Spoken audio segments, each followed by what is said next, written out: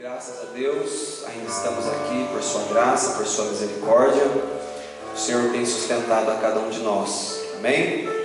Muitos estão passando lutas e aflições, até momentos de crises, dado ao abalo da economia, mas eu penso que Deus sustentará cada um de nós em sua presença, amém? Davi disse: nunca vi o justo desamparado, nem a sua descendência mendigar o pão. Então cremos que o Senhor nos abençoará e nos sustentará em suas mãos, amém? Vamos tomar a palavra do Senhor vamos tomar de novo a leitura de Ageu, capítulo 2, livro de Ageu. Vamos continuar o que nós começamos aqui na quinta-feira, estudando sobre o livro de Neemias e a restauração do templo de Jerusalém, a restauração dos muros, como é significativo e simbólico para o nosso dia esses tempos da restauração dos muros e do templo de Jerusalém. Então você vê que, assim como Satanás tentou de tudo contra essa obra, ele também tentará de tudo mais uma vez quando o templo está sendo reedificado, que somos nós. Ageu capítulo 2, você encontrou aí? Ageu capítulo 2. Vamos ler a partir do verso 3. Amém? Ageu é o livro depois do livro de Sofonias e antes de Zacarias, às vezes é um pouco difícil de encontrar desses profetas menores, mas de pequeno eles não tinham nada, grandes homens de Deus.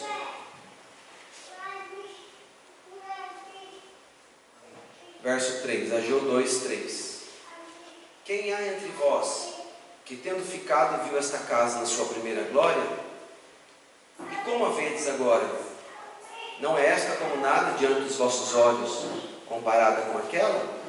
Ora, pois, esforça-te, Zorobabel, diz o Senhor. Esforça-te, Josué, filho de Josadaque, sumo sacerdote, e esforça-te todo o povo da terra, diz o Senhor. E trabalhai, porque eu sou convosco, diz o Senhor dos exércitos. Amém. Segundo a palavra da aliança que fiz convosco, quando saístes do Egito, o meu Espírito permanece no meio de vós. Não temais.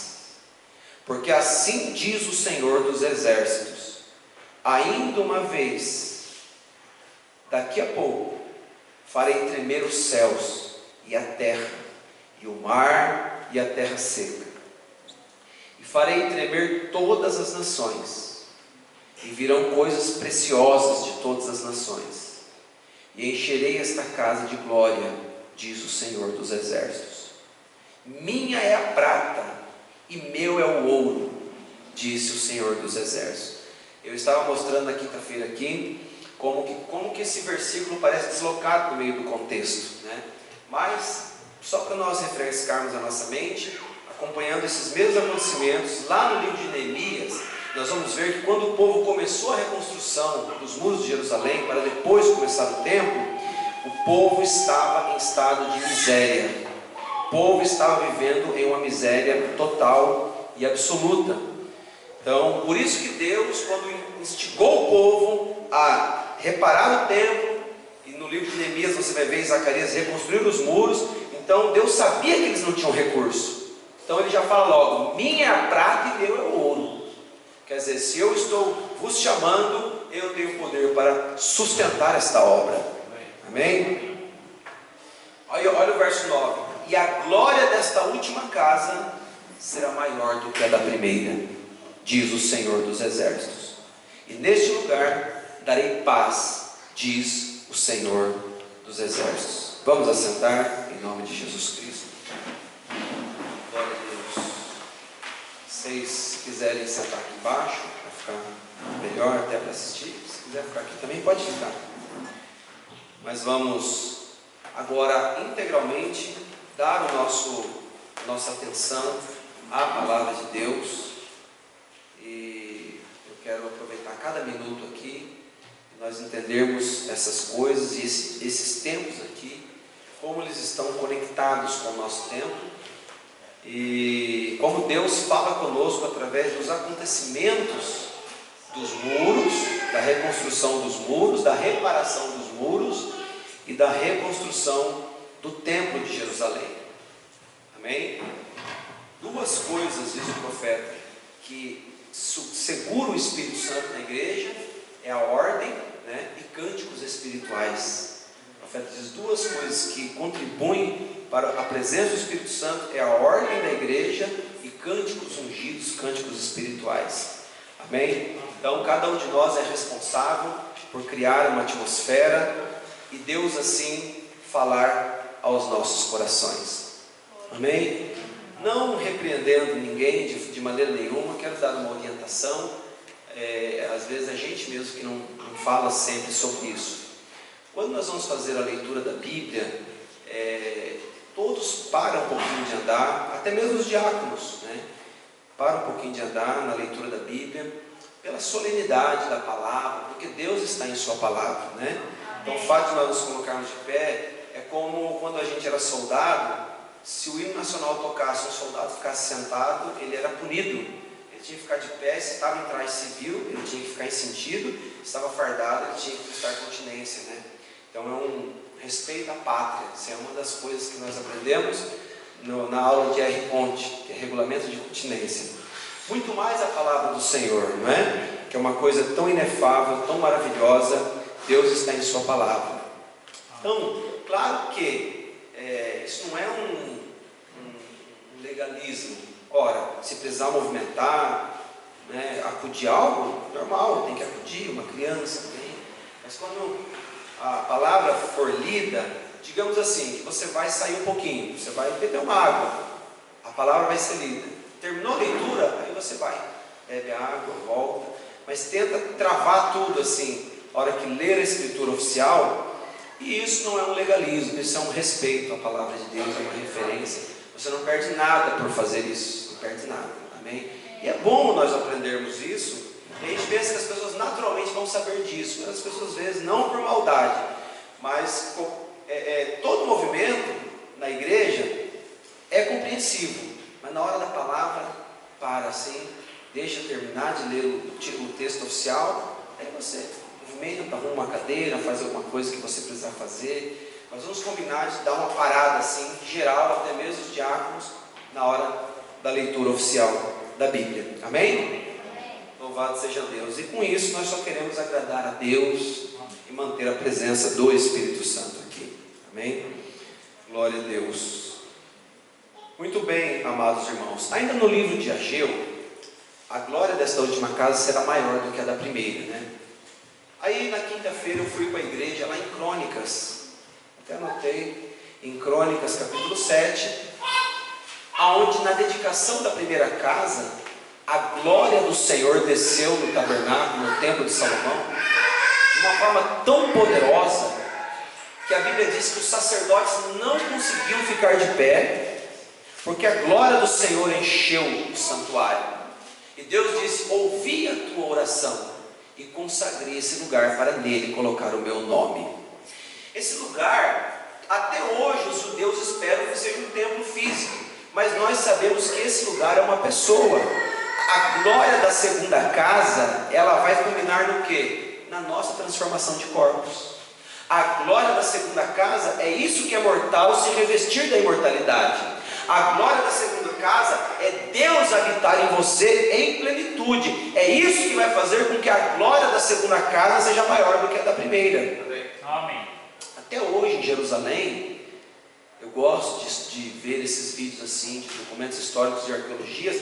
Há um instituto em Israel para a edificação do terceiro templo, e eles já fizeram uma menorá. A menorá é um candelabro gigantesco não é grande, de ouro maciço, custa bilhões de dólares, de ouro batido, ouro maciço, uma réplica do original que tinha, que no saque babilônico ela foi levada para a Babilônia, aquela menorá de ouro maciço, já tem, e todos os utensílios que havia no templo de Salomão, já há réplicas idênticas, tudo esperando para a reedificação desse terceiro templo. Então, para Israel, isso é uma coisa importantíssima, de suma importância.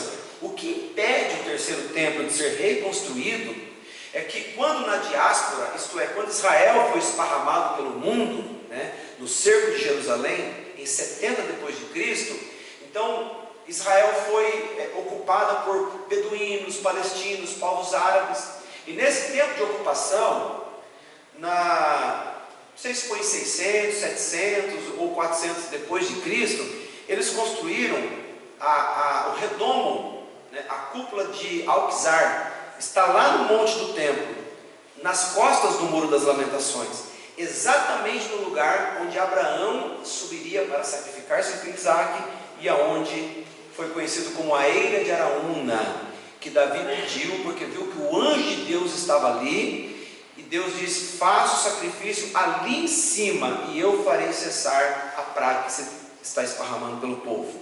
Então, mas Jesus disse: quando vocês virdes a abominação no lugar santo, então quem estiver no deserto não volte, e quem estiver no campo não volte para a cidade pegar nada. Então foi profetizado que Israel seria esparramado, e essa cúpula de Omar, que é um templo muçulmano, está lá até hoje. Na verdade, o local ele é de administração israelense, mas a igreja, o templo é uma mesquita muçulmana. Essa é a abominação que Jesus falou: quando virdes a abominação no lugar santo. Estou me referindo ao sermão profético de São Mateus 24. Jesus disse: quando virdes a abominação no lugar santo, então sabei que está próximo aquele dia. Então aí como que Israel vai fazer o terceiro templo? Não tem como, eles só vão fazer se for ali, porque ali foi o lugar determinado por Deus. Agora, aquilo ali é um barril de pólvora, se mexer naquilo, estoura a terceira guerra mundial. Você sabe como são os muçulmanos. Você tinha aí os grupos extremistas, né, como aquele que estava atuando aí, explodindo tudo, como é que chamava? O Estado Islâmico. Você vê, aquilo ali é uma vertente, né, do ensinamento do Islã, mas eles são extremistas mesmo. Eles creem que Maomé foi seu profeta, e eles creem, e ali a mesquita de Omar é o terceiro lugar mais sagrado do mundo para os muçulmanos, né? Então está ali, Israel voltou, não tem como demolir aquilo. Aquilo é sinônimo de guerra e derramamento de sangue. Então, enfim, amados irmãos, essas coisas foram profetizadas, né? Foram profetizadas, e foi mostrado que essas coisas estariam ali. Há um desejo de construir o terceiro templo, então, até hoje, mas eles não percebem que o templo de que Jesus falava éramos nós. Era uma casa cheia do Espírito Santo, porque o Espírito Santo é o selo de Deus que te sela para o dia do arrebatamento. É o penhor da nossa transformação, é o penhor da nossa vitória. O penhor é como se alguém te desse 10 reais para você comprar pão. Você já falava assim: glória a Deus, eu já tenho pão. Mas na verdade você só tem o dinheiro. Você não vai comer os 10 reais, mas os 10 reais vai te garantir um saco de pão. Então, o penhor é os 10 reais. Nós não temos ainda o saco de pão, mas já temos o penhor da nossa salvação em nossa mão, que é as promessas, é o Espírito Santo em nossa vida. Amém. Não estamos ainda no céu, mas já temos um pedaço do céu dentro do nosso coração. Amém. Compreendeu? Então, irmão, a glória da segunda casa será maior do que a da primeira. E aí, a gente viu aqui em 2 Crônicas 7, quando Salomão dedicou o templo, que a glória da Shekinah desceu e os sacerdotes não podiam parar de pé. Eu particularmente fico tentando assim entender como foi essa manifestação, em que o poder de Deus entrou no santuário, irmãos, e tomou conta do ambiente assim. Havia uma atmosfera tão sobrenatural que eles não conseguiam ministrar, porque a Bíblia diz que a glória do Senhor invadiu o santuário, e Deus coroou aquele lugar.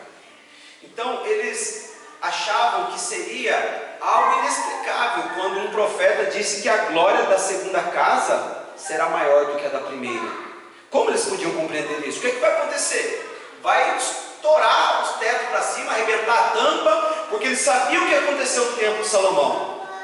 Por isso que eles acharam que Jesus estava blasfemando quando Jesus disse. Eles passaram em frente ao templo de Salomão, uma obra colossal, E Jesus disse: não vejo tudo isso? Derribai este templo, e em 3 dias eu reedificarei novamente. E eles disseram: foi mais de 40 anos para ficar pronto. Alguns disseram: esse blasfema. Mas a Bíblia diz: e não entenderam que Jesus estava falando do seu próprio corpo, porque o templo agora estava em carne humana. O templo agora era o Senhor Jesus Cristo. Amém? Aleluia. O templo era um templo agora humano. Glória a Deus. E você vai ver que a mesma coisa está suposta a acontecer com a noiva no tempo do fim.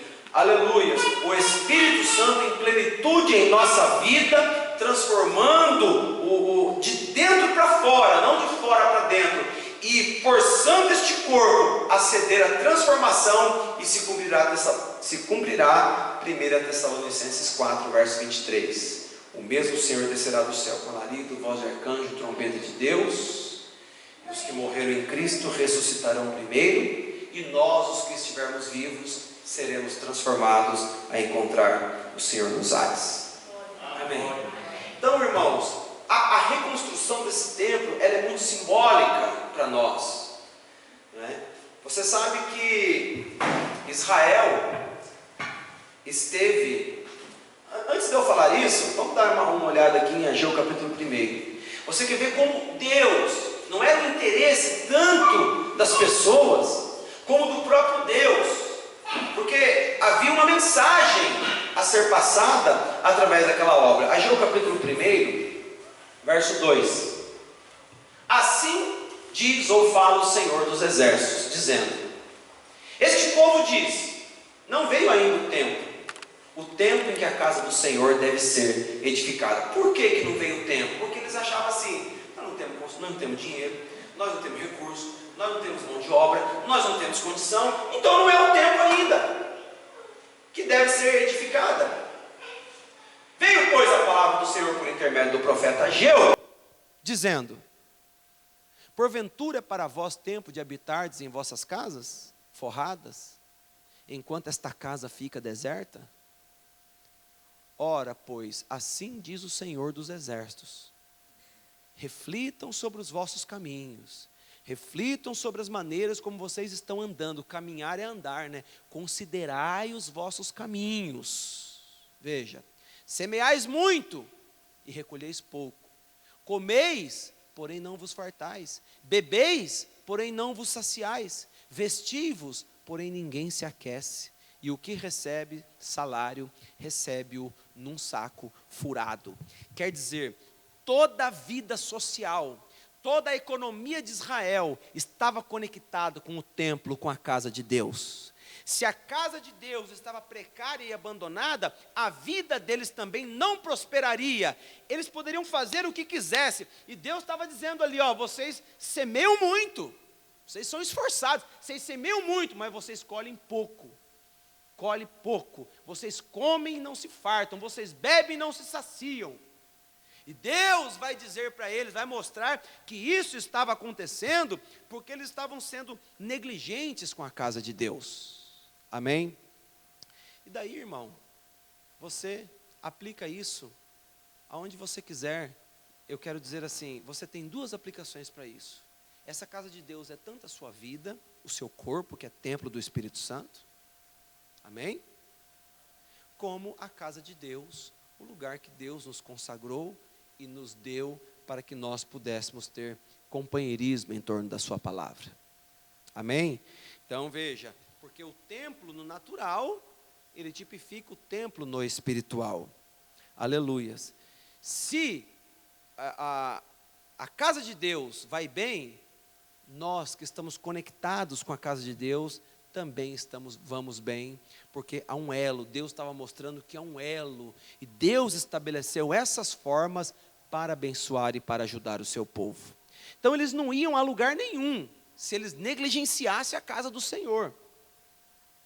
Bom, a aplicação aqui é muito mais espiritual do que natural, mas podia ajudar a nós também um pouquinho no natural, a nos lembrarmos como é importante o nosso congregar, como é importante a maneira como nós nos comportamos na casa de Deus, como é importante a maneira como nós temos zelo, gosto, prazer na casa do Senhor. Todas essas coisas estão conectadas e sempre vão estar, porque assim diz a Bíblia Sagrada. Amém? Muito bem.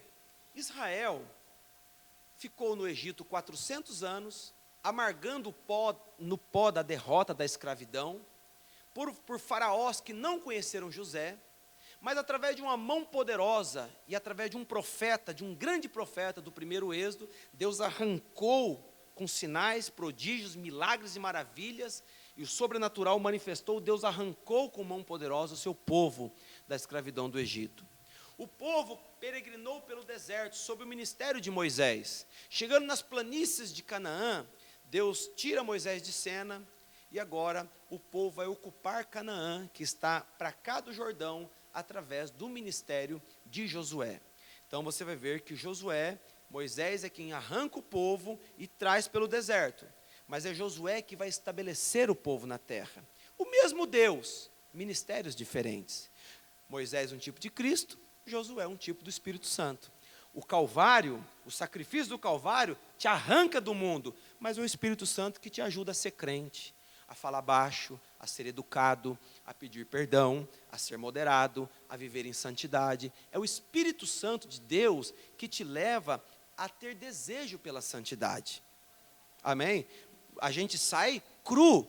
Veja, o Calvário tira a gente do mundo, mas é o Espírito Santo que coloca a gente na terra.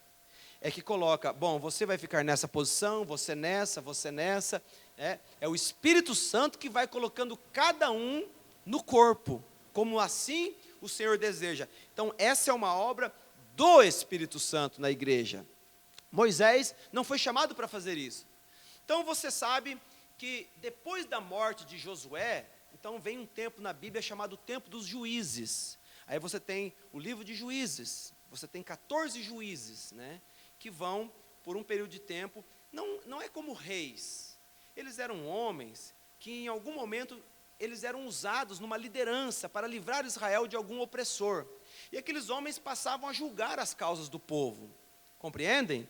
Então eram homens, aí você tem Sansão, você tem Jefté, você tem Baraque, e vários outros juízes, né? Terminado o período dos juízes, então vem o período monárquico, quando o povo, você sabe que Samuel, ele foi o último juiz. Samuel foi profeta e foi juiz. E também, a gente fala que ele teve 3 ofícios, né? Ele era um juiz, ele como que reinava sobre o povo sem ser oficializadamente um rei. Você vê que quando o povo pede um rei, Samuel fica triste, e Deus fala, por que estás triste, Samuel? Não é você que eles têm rejeitado, mas é a mim, porque Deus governava o povo através de profetas. Então, Samuel, ele foi com, eu presumo que tenha sido 4 ou 5 aninhos. A sua mãe o deixou no templo, ele cresceu num templo em que o sacerdócio estava corrompido. Eli, um sumo sacerdote corrupto, seus filhos fazendo das coisas mais terríveis na igreja, ele fazia vista grossa para aquilo, não corrigia, não tirava aquelas coisas do templo, começou a virar uma corrupção total a casa de Deus. Então você vai ver que ele vai ter uma morte trágica, ele vai cair no final de uma batalha de tristeza, ao saber da derrota e da perda da arca da aliança, ele vai cair para trás, quebrar o pescoço, e os seus filhos vão morrer na batalha. E as noras, elas morrerão no parto, e o menino que vai nascer, é colocado nele o nome de Icabode, que significa foi-se a glória de Israel, porque eles perderam a arca da aliança.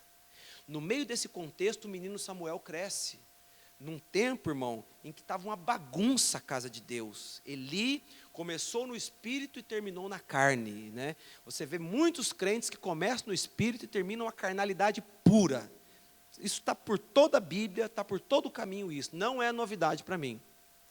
Mas ali você vê que um menino começa a crescer, um menino que foi chamado por Deus, aprendeu a ouvir a voz de Deus aos 4 aninhos. Por 3 vezes Deus o chama. Por que, pastor Aldo, 3 vezes? Por que ele não atendeu na primeira? Porque Deus estava treinando Samuel para não ouvir a voz de homens, mas aprender a ouvir a voz de Deus. Amém? Porque lembra que quando Deus chamava, ele ia lá no quarto de Eli e falava: o Senhor me chamou, sumo sacerdote Eli? Não te chamei, volte para o teu quarto. Depois, o Senhor me chamou, sacerdote Eli? Não te chamei, volte para o teu quarto. Na terceira vez ele disse: Samuel, quando acontecer de novo, fala assim, ó: fala, Senhor, porque o teu servo ouve. E ele fez, e Deus começou ali a falar com Samuel, a lhe dar visões. E as primeiras visões não foram boas para a casa de Eli. Mas enfim, Samuel estava ali como um profeta e não estava ali para agradar Eli. Ele falava o que Deus mostrava. Então, ali Samuel, ele foi o último juiz do período dos juízes, né? Depois de Samuel veio a era monárquica, com o primeiro rei, que foi Saul. Então, Saul, que foi uma escolha do povo, um homem de muita boa aparência, mas um político. Ele era um homem político, ele passava na frente, ele passava por cima da palavra de Deus para agradar as pessoas. Você vai ver que Saul fez isso mais de uma vez. Ele ofereceu o sacrifício e não teve paciência para esperar que Samuel chegasse. Samuel disse: em 7 dias eu estarei lá no fronte, eu oferecerei o sacrifício antes da batalha. Quando deu 7 dias, ele viu que o povo estava dispersando. Ele foi lá e queimou o sacrifício. Ele terminou de queimar, Samuel chegou. Por que você fez isso, Saul? Porque o povo estava se espalhando, e eu vi que você não chegou nos dias aprazados, então eu mesmo queimei o sacrifício. Você não deveria ter feito isso, você não agradou a Deus, você passou por cima da palavra. E isso vai seguir mais outras vezes, em que ele foi fazendo coisas que mostrava que ele não se sustentava na palavra. E por fim, um homem que começou profetizando, vai terminar consultando feiticeiras. Deus não falava mais com ele. Então, ele queria ouvir a voz de Deus. Urim e Tumim não falava com ele. Profetas não profetizavam mais. Ele chegava diante para consultar, a unção não descia, não ouvia a voz de Deus. Urim e Tumim não brilhava. Ele não conseguia saber a vontade de Deus. Então, foi procurar a feiticeira, a pitonisa, lá em Endor. Veja. Então, depois de Saul, Deus levanta Davi. E depois de Davi, quem que vem? Qual o próximo rei depois de Davi? Salomão. Salomão teve um reinado de paz, um reino glorioso, comparado ao milênio, mas ao final da era salomônica, 2 filhos de Salomão, Roboão e Jeroboão, entram em contenda e levam o país a uma guerra civil. Então você tem a divisão de Israel, com os chamados Reino do Norte e Reino do Sul. No Reino do Norte ficou 10 tribos, e no Reino do Sul ficou 2 tribos. Você sabe que Israel era uma nação formada por 12 tribos, né? 12 filhos de Jacó. As 2 tribos do sul era Judá e Benjamim. O restante ficou ao norte. Você tem um quadro perfeito dessa divisão, quando você vê Acabe vindo fazer aliança com Josafá, para buscar conquistar uma terra que os sírios tomaram, que era Ramote de Gileade. Então você vai lá e vê Acabe, que era um crente fronteiriço, casado com Jezabel, e Deus não aprovou aquilo, mas Josafá era um homem de Deus. Aí você vai ver que nessa batalha, todo mundo profetiza, os profetas de Acabe assalariados, e ai deles se não profetizar coisa boa, perde o emprego. Todos profetizam a vitória de Acabe, mas tem um Micaías lá, que fala: assim diz o Senhor, 1 contra 400, eu vi Israel esparramado pelo campo como ovelhas que não tem pastor, e cada um voltando envergonhado, e tu morrerás nessa batalha, Acabe. Acabe, está vendo? Esse aí só fala coisa que não presta de mim. Prenda ele no calabouço, e quando voltar eu trato com ele. Se você voltar, Acabe, então Deus não falou através de mim. E nessa batalha, um arqueiro retesa o seu arco, joga a sua seta, a seta vai aleatoriamente e crava. Acabe estava disfarçado, não estava com vestes reais, ninguém sabia que ele era o rei, e a flecha entra. Acabe quebra a flecha e fala: mantenha-me de pé, o povo me vê, e o sangue caindo, né? Aí você tem tantos tipos, né? Crentes com flechas quebradas, mostrando uma aparência, mas estão sangrando, estão morrendo por causa de pecados escondidos. Aleluia. Se Acabe desse meia volta, imediatamente talvez fosse buscar um tratamento, porque ele era o rei e tinha assessores e médicos, talvez podia se salvar. Mas não ia ter como, porque a profecia disse que ele ia morrer naquela batalha. Amém? Então, aí eu estou mostrando um caso para você ver que Israel estava dividido em um conflito militar. entre as tribos do norte, 10 tribos no norte e 2 tribos ao sul, repito, Judá e Benjamim. O que aconteceu? O povo se desviava, a tendência do ser humano, eles começaram a deixar os caminhos do Senhor. E aí, Deus usou os assírios para vir e levar as tribos do norte cativos. E Deus vai usar a Babilônia para conquistar os reinos do sul, que era Judá e Benjamim. Então aí você tem a destruição de Jerusalém e a levada do povo para o exílio babilônico, aonde eles passariam 70 anos. Isso eu estou falando para vocês, mas eles não sabiam. Mas aqueles que liam os escritos do profeta Jeremias, como Daniel, ele começou a entender. No ano 68, quando eles estavam 68 anos, Daniel entrou na sua adolescência na Babilônia. Já era um senhor de idade, os jovens hebreus também. Mas ele foi despertado a ler as mensagens. E, irmãos, eu não tenho tempo, mas é tão maravilhoso isso, que você vai ver que não foi só Jeremias que profetizou que seria 70 anos. Jeremias profetizou o tempo, 70 anos, mas Isaías profetizou o nome do rei que estaria no trono quando Israel voltasse do exílio babilônico para a sua pátria. E aí, no livro do profeta Isaías, Deus chama Ciro, o rei Ciro, de meu pastor. Aí você vai ver que Daniel começa a ver essas coisas. Um profetizou o tempo em que eles voltariam, o outro profetizou até o nome do monarca que estaria, era o mesmo nome. Espera aí, tem as profecias aqui que falam que um certo Ciro estará, um rei Ciro, estará no domínio, quando Israel voltar para... E Daniel começa a orar, começa a buscar a Deus, começa a orar, entrar em desespero, começa a ler os livros, entrar em desespero, e uma coisa muito maravilhosa vai acontecer com esse tempo de oração de Daniel. Aí você tem o episódio dos 21 dias de oração, onde ele se consagrava e orava, não 21 dias sem comer, mas ele consagrava, jejuava, e depois ele se alimentava, no outro dia ele jejuava de novo em oração.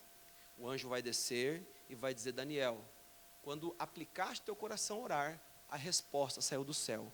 Mas o príncipe da potestade do ar estava impedindo que a resposta chegasse. 21 dias depois, o anjo chegou para trazer a resposta para Daniel. Daniel, és muito amado no céu e tuas orações têm sido ouvidas.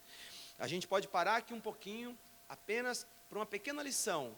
Perseverança quando estamos orando por alguma coisa. Perseverança.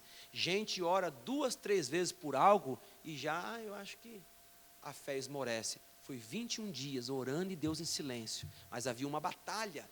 Deus estava mandando a resposta, mas o príncipe da potestade do ar, que era Satanás, o capeta, estava segurando a bênção de chegar. Mas uma hora Deus entra com a providência. Amém, irmãos? Glória a Deus. E aí, irmãos, você vai ver que o anjo começa a revelar para Daniel, começa a revelar para o Daniel 2 anos antes, estava 68 anos no cativeiro, o anjo começa a revelar para Daniel que Deus trataria com os judeus através de 70 semanas proféticas.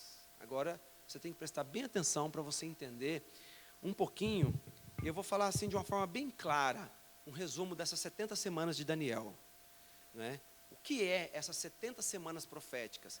Essas 70 semanas de Daniel é o tempo que Deus trataria com Israel.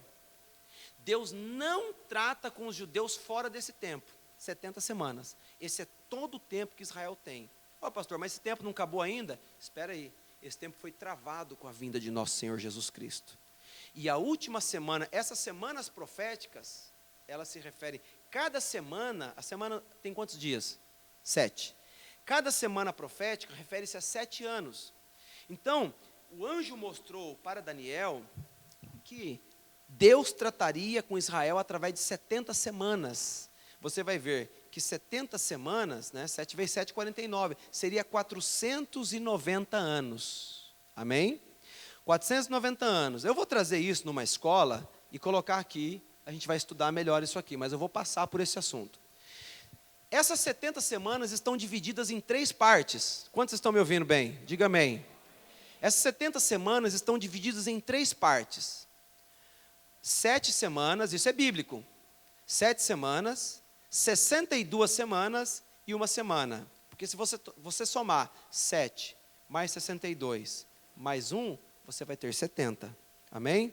62 mais 7, 69. Mais 1, 70. Então, essas 70 semanas de Daniel estão divididas em 3 partes. A primeira parte é 7 semanas. Essas 7 semanas, se eu falei para vocês que essa semana profética, elas são anos, e uma semana tem 7 dias, eu sei que dá um embaraço na cabeça, mas tudo bem, depois a gente vai expor isso aqui. Então, 7 semanas são 49 anos. A primeira parte, que é 7 semanas, refere-se a 49 anos. Esse era o período que Deus estava mostrando para Daniel, que duraria até o tempo da reconstrução do templo. Amém? A próxima, que é 62 semanas, que vão equivaler a 434 anos, seria o tempo que decorreria até a chegada do príncipe, o Messias. Vou passar aqui rápido. 434 anos, 62 semanas. Mas, pastor, o senhor falou de 7 semanas e falou de 62. Falta a última semana para inteirar 70. A última semana se cumpre no ministério do Senhor Jesus Cristo. Quanto tempo durou o ministério de Jesus Cristo? Vocês sabem que foi 3 anos e meio. Amém? 3 anos e meio. Jesus prega por 3 anos e meio e ele vai ao Calvário. Agora, você tem que entender que Deus rachou a última semana no meio. Não sei se... Você pega aqui, digamos que aqui está a última semana, Deus racha ela no meio, abre ela e coloca 7 eras da igreja. Por isso que a metade da última semana, a primeira foi lá nos dias de Jesus. E os outros 3 anos e meio, pastor, para inteirar 7, depois do arrebatamento, Moisés e Elias tratando com 144 mil. Amém? A Bíblia diz que serão 3 anos e meio, onde Deus vai tratar de novo, abrir os olhos de Israel e eles serão salvos. Então, o ministério de Jesus foi interrompido com o Calvário, para trazer a nossa redenção. Quando é interrompido, veja, quando abre no meio essa última semana, fica 3,5 lá nos dias de Jesus, e 3,5 que vai vir depois do arrebatamento, abre as 7 eras da igreja.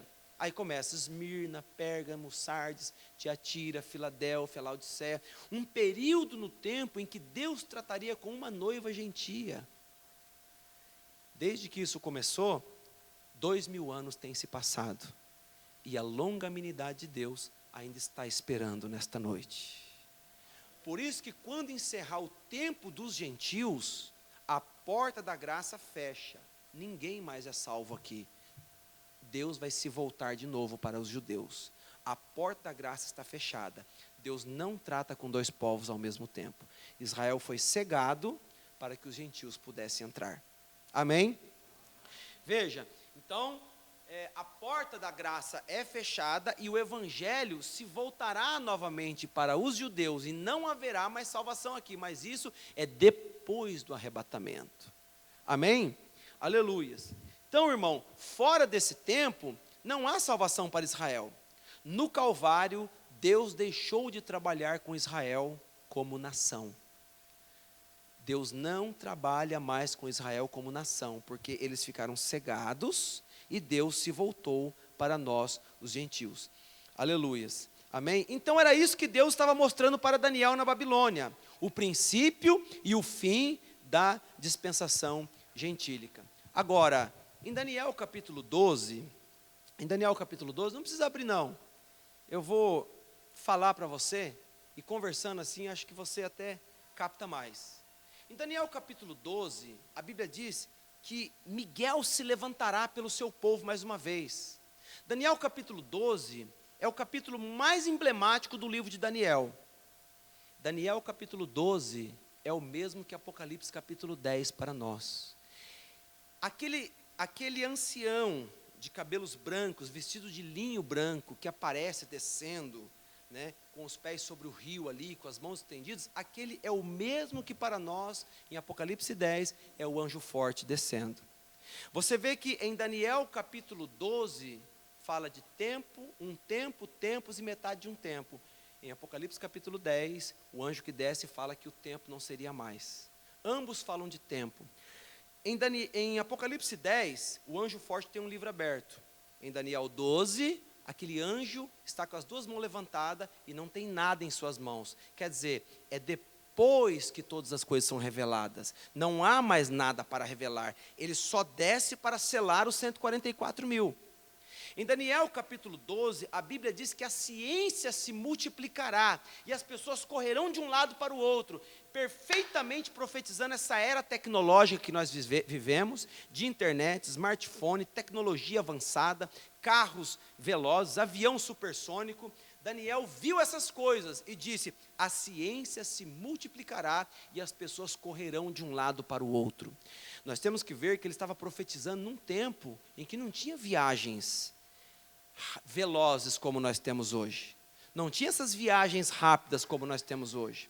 Então ele estava profetizando e mostrando coisas que nunca o povo tinha visto. Ele disse que as pessoas seriam velozes nesse tempo.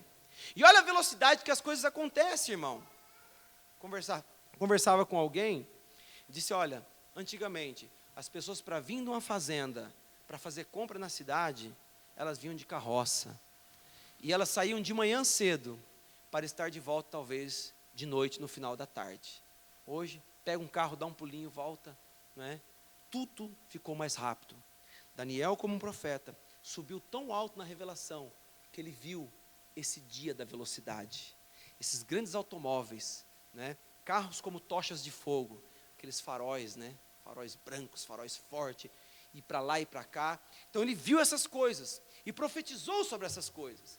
E aí, se você observar, você vai ver que a mesma coisa, Daniel 12, o Miguel, veja, o príncipe de Deus que se levanta pelo seu povo, é o anjo de Deus se levantando também. Ele se levanta para selar os 144 mil. Há um anjo também trabalhando com a noiva através da palavra, para selar a igreja para a transformação dos seus corpos.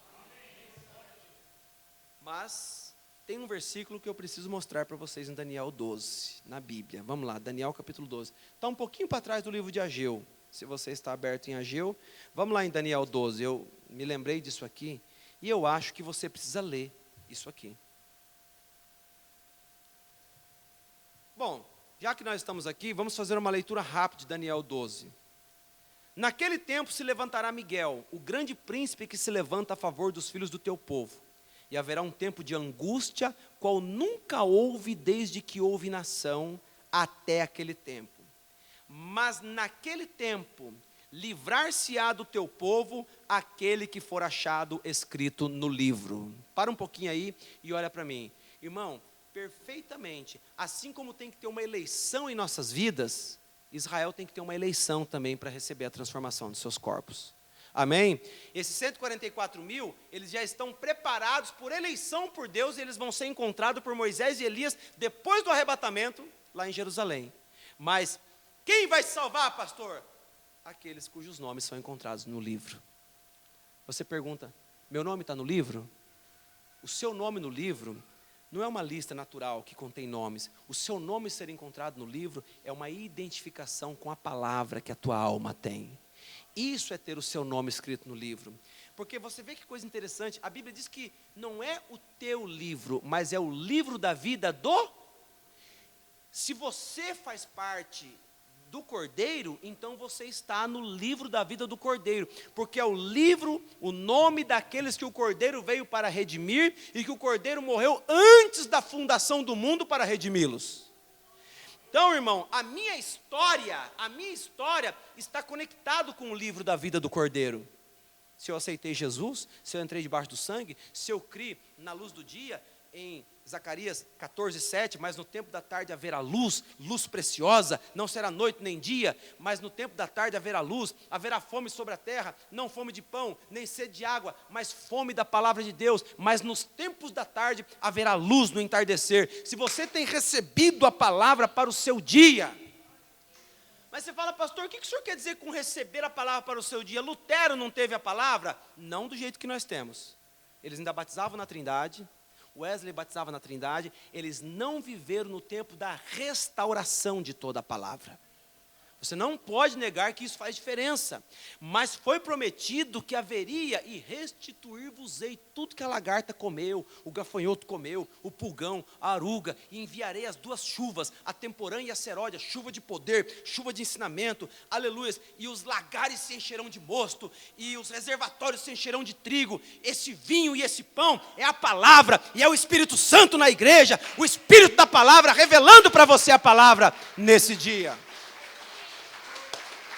Aleluias! Glória a Deus. Veja, então, aquele que for achado no livro. Você crê que seu nome está no livro? Glória a Deus. Mas pastor, é para os judeus ou é para nós? É isso que eu digo, irmão. Isso aqui é um paralelo. Tanto você aplica, é mais para os judeus, porque como a Bíblia está mostrando aqui, é para os judeus. Mas isso aqui é Apocalipse 10 para nós. Amém? Daniel 12 é Apocalipse 10 para nós. E o que tem Apocalipse 10? Eu vou te mostrar a conexão. Daniel vai tentar entender essas coisas. Eu quero te mostrar que nós tivemos mais que ele teve, mesmo sendo um profeta, porque ele tentou compreender essas coisas e Deus falou, não é para o teu tempo, Daniel.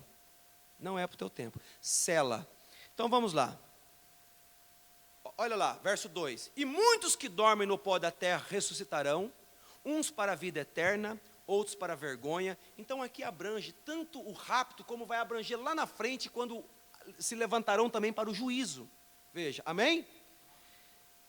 Para o desprezo eterno, verso 3. E os que forem sábios, resplandecerão como o fulgor do firmamento. E os que há muito ensinam a justiça, como as estrelas sempre e eternamente. E tu, Daniel, encerra estas palavras e sela este livro. O livro foi selado. Só Deus pode romper esse selo. Até o fim do tempo, muitos correrão de uma parte para outra, e a ciência ou o conhecimento se multiplicará. A evolução tecnológica, tudo isso Deus mostrou para o profeta. Amém? Então, você está acompanhando comigo? Uns estão olhando na Bíblia, outros estão olhando aqui na frente, né? Então você vê que o anjo disse, Daniel, sela esse livro. O livro foi selado. Teólogo nenhum pode romper esse selo. Seminarista nenhum pode romper esse selo. Só Deus pode abrir esse selo. Mas nos dias da voz do sétimo anjo, quando ele tocar a sua trombeta, se cumprirá os segredos de Deus, como anunciou aos seus servos, os profetas. Amém? Então, irmão, nós vivemos no dia em que essas coisas foram abertas para nós. Que coisa maravilhosa. Então eu, Daniel, olhei e eis que estavam em pé outros dois. Um deles estava à beira do rio e o outro do outro lado à beira do rio. E ele disse ao homem vestido de linho que estava sobre as águas do rio, quando será o fim destas maravilhas? E ouvi o homem vestido de linho que estava sobre as águas do rio, o qual levantou ao céu a sua mão direita e a sua mão esquerda e jurou por aquele que vive eternamente que isso seria para um tempo, tempos e metades do tempo. Então é um mistério aqui, né? E quando tiverem acabado de espalhar o poder do povo santo, todas essas coisas serão cumpridas. Eu, pois, ouvi, mas não entendi. Eu estou no verso 8. Por isso eu disse, Senhor, qual será o fim dessas coisas? Ou, quer dizer, qual será a conclusão dessas coisas? E ele disse, vai, Daniel, porque estas palavras estão fechadas. Amém? E seladas até o tempo do fim. Então, essas coisas têm que ser, esses selos têm que ser rompidos no tempo do fim. Amém? Veja, e aí você tem a abertura dos selos, onde toda a Bíblia é desvelada. Aleluias. Verso 10. Muitos serão purificados e embranquecidos e provados, mas os ímpios procederão impiamente. É aquilo, né? O sujo vai sujar mais. E nenhum dos ímpios entenderá. Eu grifei isso na minha Bíblia. Peguei minha caneta e grifei. Nenhum dos ímpios entenderá. Não vai entender essas coisas. Mas os sábios, não a sabedoria do mundo, mas a sabedoria de Deus, a sabedoria do Espírito Santo. nenhum dos ímpios entenderá, mas os sábios entenderão, aleluias, amém, essas coisas, glória a Deus. Ó irmão, nós podemos não ter a sabedoria do mundo, mas que nós temos entendido a palavra para o nosso dia, nós temos entendido, amém? Você não tem compreendido a palavra para o seu dia? Aleluias. Então, irmãos, a mesma coisa de Apocalipse 12 para os judeus, Daniel 12 para os judeus, é Apocalipse capítulo 10 para nós. A descida do anjo forte, conectada com o monte pôr do sol, a espada do rei na mão, o profeta abrindo a palavra, revelando os 7 selos, indo para o tabernáculo, de uma maneira sobrenatural. A cada culto abria-se um selo, o anjo vinha de madrugada, revelava um selo, revelava o segundo selo, até o 7º selo, que está escondido em um mistério tríplice, é Cristo em nossa vida. Amém? Muito bem, amados irmãos. Mas então, agora, eu quero voltar um pouquinho para... Aqui termina o livro de Daniel. Daniel capítulo 12, termina o livro de Daniel. Então Daniel, veja, ele já estava velhinho, quando o tempo encerrou do cativeiro babilônico. E uma leva começa a voltar, quer dizer, os exilados começam a voltar. E eu, com mais tempo... voltando a esse assunto, nos próximos cultos, eu vou mostrar para vocês como eles foram levados para o exílio em 3 etapas. Primeiro conquistou, levou um grupo. Depois a Babilônia voltou em outra campanha, levou outro grupo. Na 3ª campanha, a Babilônia levou todos, até os jovens, até as crianças, levou tudo para o cativeiro babilônico. Deixou só o povo mais paupérrimo, sem amparo, sem recurso, vivendo de miséria, foram os que ficaram lá. Compreende? Então, quando eu li com vocês o livro de Neemias aqui na quinta-feira, Neemias, ele está abordando um tempo em que, assim, já tinha voltado grande parte para... Neemias foi um dos que ficaram, que muita gente arrumou serviço, estava vivendo bem, como Neemias. Neemias estava vivendo na Babilônia, servindo o rei. Lembra de Neemias primeiro, que ele servia a mesa do rei, e o rei disse, por que estás triste, Neemias? Isso é dor de coração, eu estou vendo. E ele começa a falar, como estarei eu feliz se o sepulcro dos meus pais estão arrasados, a minha cidade está com os muros fendidos e as portas queimadas, e o que sobrou do meu povo está vivendo em grande miséria. Como estaria eu feliz? E o rei vai dizer, o que me pedes, Neemias? Ele disse, rei, se o senhor permitir, deixa-me ir até Jerusalém, encabeçar a reconstrução dos muros de Jerusalém. Então são 2 personagens fundamentais. Neemias vai trabalhar na restauração dos muros e Esdras vai trabalhar na restauração do templo. Uma coisa fantástica que foi aquela obra, e teve oposição, teve inimigos. Então você vai ver, irmãos, agora eu quero que vocês vão comigo lá no livro de Neemias, rapidinho, no livro de Neemias. Aleluias. Depois que o povo tinha voltado, eu tenho alguns minutinhos ainda. Continua com essa atenção que vocês estão dando, está muito bom. Eu estou vendo uma absorção muito boa da palavra de Deus. Neemias capítulo 1, está aqui, Neemias vivendo bem. No verso 2, o povo já tinha voltado, irmão. Só que, poxa, volta para a terra, me perdoe a expressão, mas não tem condição de fazer nada na terra. O povo voltou sem nada. Aí chegou uma pessoa lá de Jerusalém, lá na Babilônia. E Neemias, eu posso ver Neemias ali, falando na língua dos babilônicos, claro, ele servia o rei, mas ele nunca esqueceu o dialeto hebraico. Escutou alguém falando a língua dele, a língua nativa dele. É como se você está num aeroporto, num lugar muito distante, e você senta perto de uma pessoa, a pessoa começa a falar sobre teofania, 7º selo, revelação da palavra, né? Ou alguma coisa, você fala, peraí, esse homem é da mensagem. Começa a falar do batismo em nome de Jesus Cristo, com a Santa Ceia, com pão, com lava-pés, pão ázimos, vinho verdadeiro. Você fala, eu conheço essa linguagem aí. Ele escutou. Veio um dos meus irmãos, ele e alguns de Judá, e perguntei-lhes pelos judeus que escaparam e que restaram do cativeiro, e acerca de Jerusalém. Eles amavam Jerusalém. Lembra de Davi dizendo assim, perca minha destra a sua destreza, e que minha língua se seque, se eu me esquecer de ti, ó Jerusalém. Eles amavam Jerusalém. E perguntei, dos judeus que escaparam, e acerca de Jerusalém, passa. E disseram-me, o restante que ficou do cativeiro na província estão em grande miséria e desprezo. o muro de Jerusalém fendido e suas portas queimadas a fogo.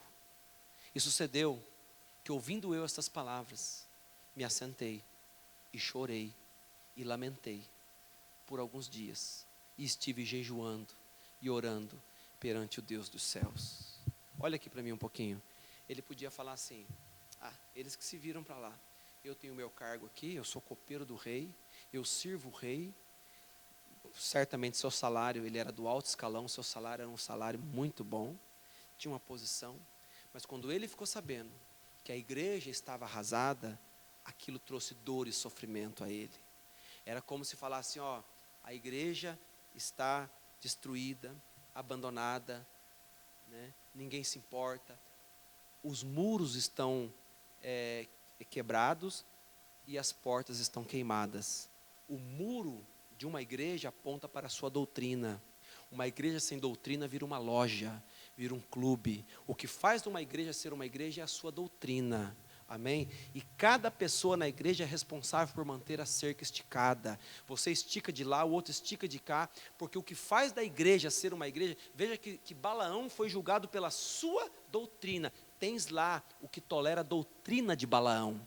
Uma igreja julgada por sua doutrina, amém? Se a doutrina da igreja é a doutrina da palavra, então como o profeta encontrou na sexta dimensão os irmãos e perguntou para aqueles salvos que estavam lá: os de Paulo entraram? Entraram. Ele disse: então os meus também entrarão, que do jeito que Paulo pregou, pregou. Como Paulo falou sobre as mulheres, Santa Ceia, como julgar o pecado na igreja, tudo isso eu fiz. Como Paulo batizou em nome de Jesus, eu também batizei. Se os de Paulo entraram, os meus também entrarão. Aleluias. Então, a doutrina de uma igreja que estabelece o que ela é e o que ela será. Amém, irmãos? Doutrina foi o que denominação nenhuma conseguiu manter ao longo do tempo. E nem a mensagem vai conseguir manter a sua doutrina se o rapto não suceder logo. O mundanismo, 24 horas, quer entrar nas nossas vidas, nos nossos lares, na nossa família, na igreja, o tempo todo tem que ter uma luta contra o pecado, contra o modismo, contra a vaidade, contra a corrupção, tanta coisa. E ainda assim não somos isentos de problemas. Já aconteceu problemas feios aqui dentro da igreja, que até lá no mundo é feio. Imagina quando acontece dentro de uma igreja. Não estamos isentos dessas coisas, não é verdade?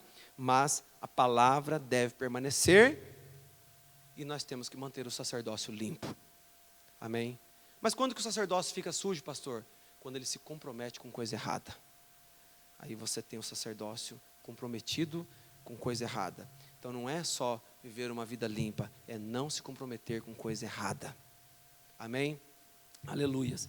Muito bem, amados irmãos. Os muros, volta o versículo anterior, por favor. As portas estão queimadas. Quais que são as portas? As portas é ouvido, o que você ouve. Os seus olhos são portas de entrada. Jesus disse: se teus olhos forem bons, todo o teu corpo terá luz. Porque os olhos, a pessoa está olhando, você não sabe se está olhando com um olhar de adultério, você não sabe se está olhando com um olhar de ódio, você não sabe, pode se sentir, mas eu estou falando, a princípio você não pode estar julgando alguém: eu acho que aquela pessoa está me olhando diferente. Você pode se equivocar, não adianta, não se pode julgar alguém sem você ter embasamento para aquilo. Mas Jesus disse: se teus olhos forem bons, todo o teu corpo terá luz. Se teus olhos forem maus, quão grandes serão tuas trevas. Porque os olhos é a candeia da alma. Tudo depende da maneira como você vê as coisas. Tem gente que só vê fracasso, tem gente que só vê derrota, tem gente que vê no seu trabalho uma tristeza, vê na sua esposa, vê no seu marido, vê a sua casa, sabe, só vê com negativismo. Tem outros que às vezes têm menos do que você e vê as coisas com olhos bons. Amém? Tudo depende como você vê as coisas. Se teus olhos forem bons, todo o teu corpo terá luz. Então, irmãos, as portas estão queimadas. O ouvido é porta de entrada. A porta de entrada da palavra e porta de entrada de fofoca também. Porta de entrada de piadinha suja. Porta de entrada de coisas indecorosas. Mas também é a porta de entrada da palavra. Então, se suas portas estão queimadas, você está fadado a falar coisas que não convém. Fofoca, dissensão, contendas, né? Mas as portas estão boas, os muros estão bons, então o templo está bem cuidado. Mas Neemias estava triste, porque estava destruído. E eu preciso ir saltando um pouquinho aqui, senão o horário não me permite. Veja, agora você vai ver que Neemias, a partir do verso 4, pois no verso 4 começa uma oração de confissão, falando que ele pecou, que seus... Pode ir passando, verso 6, né?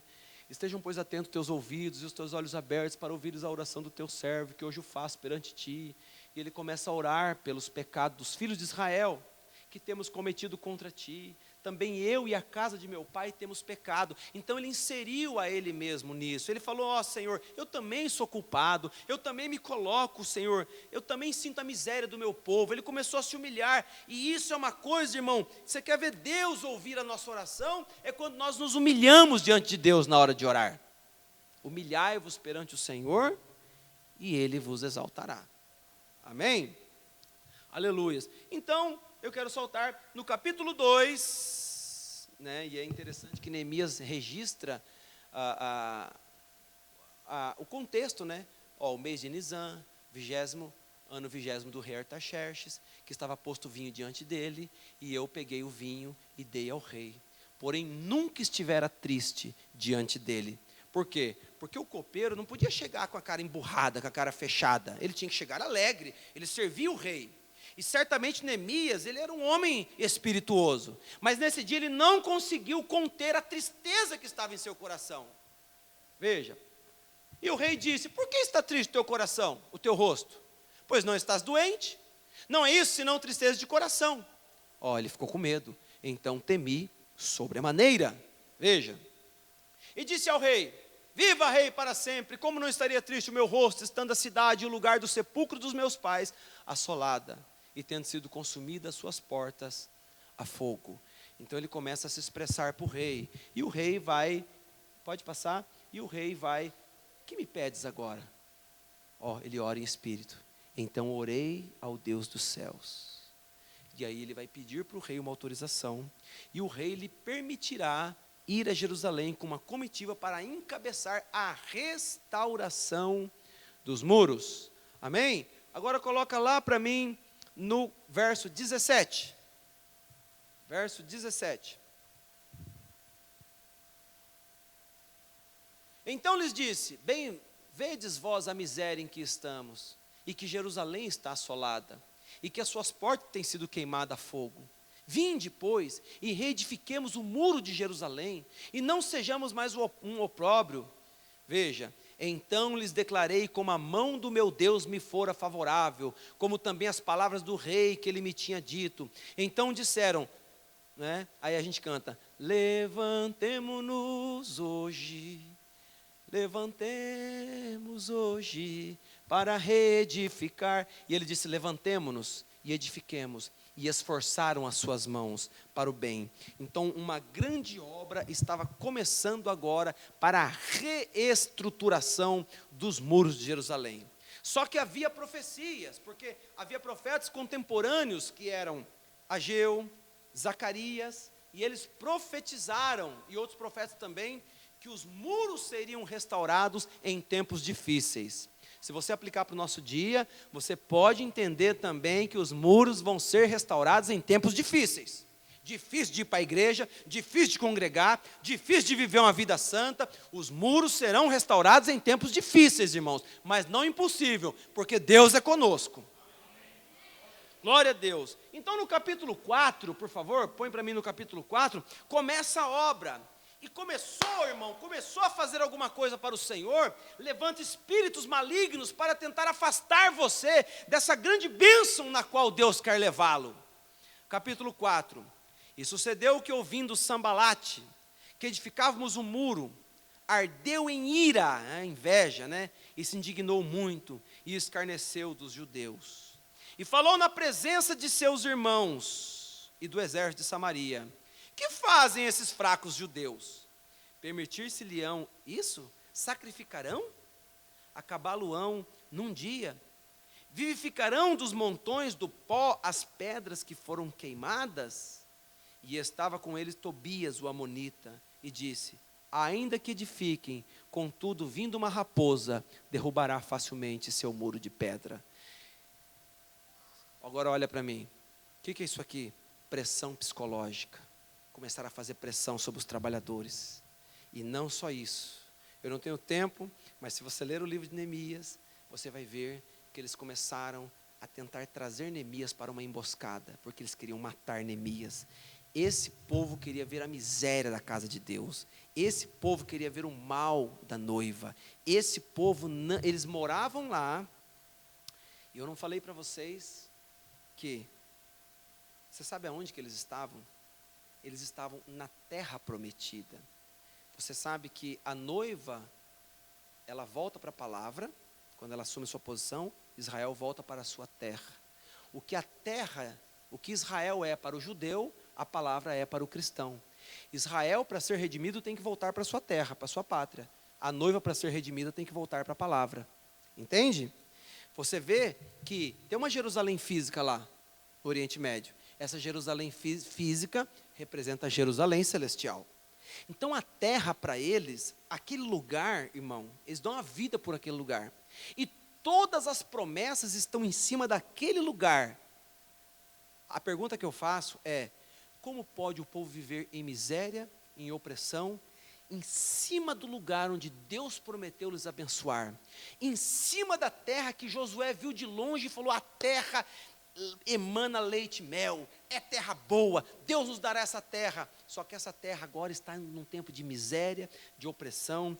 Isso é um tipo, e esses judeus já estão vivendo lá, em cima do lugar onde as promessas deveriam encontrá-los, mas eles não conseguem manifestar essas promessas. A gente pode parar aqui e pensar tanta coisa, irmão. Às vezes a pessoa, ela crê na Bíblia, crê na palavra, aceita a mensagem e fica anos ali, sabe? Fica anos e vai, e aquela coisa não liberta, não caminha, não evolui, não prospera espiritualmente. Algo parece que fica travando ali. O que está acontecendo? Mas eu estou em cima da terra da promessa. Irmão, falta dar lugar para um Neemias chegar e levantar esses muros ao redor e afastar os inimigos de Deus de uma vez. Falta vir lá de longe um homem enviado por Deus, um Neemias, para chegar e falar: não, vamos enfrentar Tobias, vamos enfrentar. Havia um arábico chamado Gersem, e esse arábico, depois, ele era muito influente, era um manda-chuva na região. Só que depois foram procurar, não encontraram o nome dele nas genealogias. Eu não sei se vai dar tempo de chegar lá. Procuraram, mas você fala tão grosso aqui, cadê o seu nome que não está no livro? Não está aqui nas genealogias. E estava lá como um maioral, querendo governar sobre os miseráveis. Mas aí Neemias vai empeitar ele, vai falar: vamos ver se seu nome está no livro. Então, Gersem, ele é um espírito vagabundo, é um espírito errante, que quer ficar, sabe, assolando as pessoas. Ele oprime o povo de Deus. E ele mesmo não tem registro, não tem eleição. Ele só está ali para trazer luta para o crente. Mas você, com a unção do Espírito Santo e com a armadura de Deus, você vence todo o espírito errado e passa por cima desses espíritos malignos, Tobias, Gersem e todos esses que querem vir contra a noiva do Senhor Jesus. Glória a Deus. Amém. Aleluias. E aí eles ficavam falando assim: até uma raposa derrubará essa doutrina de vocês, doutrininha fraca, vocês pensam que vocês não sei o quê. Até uma raposa vai bater, tirando sarro, e davam gargalhada, e debochavam. Mas Neemias respondia com oração, Neemias orava. Quanto mais eles faziam pressão, mais Neemias orava. Capítulo 4, verso 4. Ó nosso Deus, ó nosso Deus. Ou melhor, ouve, ó nosso Deus, que somos tão desprezados. É isso que o homem de Deus tem que fazer. Senhor, está vendo? Estão desprezando a gente, Senhor. Vamos ficar quietos e vamos orar. Vede, Senhor, que somos tão desprezados. Torna o seu opróbrio sobre a sua cabeça e dar-los por presa na terra do cativeiro. Passa. Não cubra a sua iniquidade. Não se risque diante de ti o seu pecado, pois que te irritaram na presença dos edificadores. Estavam fazendo isso para tirar a moral dos que queriam trabalhar para as coisas de Deus. Porém, edificamos um muro, e todo o muro se fechou, até a sua metade, porque o coração do povo se inclinava para trabalhar. Aleluias. O que falta, irmãos, como diz o profeta, Deus envia espírito de Neemias de novo, que é o Espírito Santo, para nos encorajar, irmão, a edificar esse muro, a levantar o templo e estarmos aqui prontos para esse grande arrebatamento, com as nossas lâmpadas cheias desse azeite. Amém? Veja, pode passar. E sucedeu que, ouvindo Sambalate e Tobias, e os árabes, os amonitas, os asdoditas, que tanto ia crescendo a reparação dos muros de Jerusalém, que já as roturas se começavam a tapar, iraram-se sobremodo. E ligaram-se entre si, todos se uniram, para virem guerrear contra Jerusalém. Eles não eram soldados, eles eram edificadores. Nós não somos soldado, mas se precisar lutar pela palavra, nós estamos prontos a lutar. Lutar pela nossa fé. Nossa luta é espiritual, não é contra a carne nem contra o sangue. Veja, vieram para guerrear contra Jerusalém, para os desviarem do seu intento. Ô irmão, tem tanta coisa aqui. Na verdade, não é nem guerra que eles só querem tirar o foco do povo de Deus. Eles querem tirar o teu foco, para que você não tenha objetivo, para que não tenha foco. Você vê que eles queriam tirar o povo de Deus do seu intento. Porém, Neemias respondendo de novo com oração: nós oramos ao nosso Deus e pusemos uma guarda contra eles de dia e de noite por causa deles. Amém? E aí, salta um pouquinho, vai lá no verso 11. Disseram, porém, os nossos inimigos: nada saberão disso, nem verão, até que entremos no meio deles e os matemos. Assim faremos cessar a obra. Eles queriam cessar a obra. E sucedeu que, vindo os judeus que habitavam entre eles, 10 vezes nos disseram: de todos os lugares tornarão contra nós. É assim, irmão. Eles ficavam falando assim: vocês estão trabalhando aí? Está vindo um grupo, está vindo daqui. Hoje eles vão chegar aqui e vai vir contra vocês. E o povo não era soldado, não era de guerra. E o povo ficava oprimido, colocando massa, colocando tijolo ali, oprimido, com essa pressão demoníaca. E o diabo é especialista em fazer pressão na cabeça do crente. 10 vezes. 10 vezes. Você já está no próximo versículo. Volta um pouquinho. 10 vezes nos disseram: de todos os lugares tornarão contra vós. Ficava aquela pressão satânica, demoníaca, para que o povo de Deus não evoluísse, não crescesse na fé. Agora sim passa. E sucedeu que, vindo os judeus, ou melhor, então pus guarda nos lugares baixos por trás do muro, nos altos, e pus ao povo pelas suas famílias, com as suas espadas. Sabe o que Neemias fez? Todo mundo vai pegar a espada. Sabe o que é isso? Toda a igreja tem que ler mais a Bíblia, pegar a espada da palavra, para enfrentar o capeta que está querendo vir contra nós. Aleluia! Mandou toda a família pegar a espada. E qual que é a espada do cristão? A palavra, não é? Efésios 5, tomai toda a armadura de Deus, a espada da palavra, o escudo da fé, capacete da salvação, calçado os pés no evangelho da paz, os lombos cingidos, não é? Para, ou melhor, o escudo para defender os dardos inflamados do maligno, é o equipamento do soldado cristão. Passa. Vamos lá.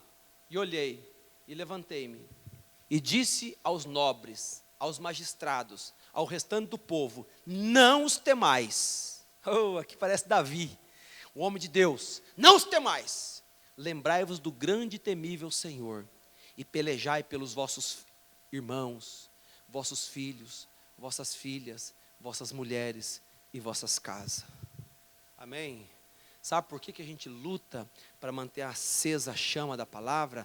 Por nossos filhos, por nossos irmãos, pelas pessoas que estão olhando para nós e vendo em nós um fio de esperança, pelas pessoas que vão olhar para você e vão ver em você um encorajamento para continuar avante neste grande e nobre chamado que você tem. Aleluias! Então, é por isso que nós estamos pelejando. Eu sozinho não sou ninguém, mas vamos lutar pelos nossos irmãos, pelos nossos filhos, pelas nossas mulheres, pelas nossas casas.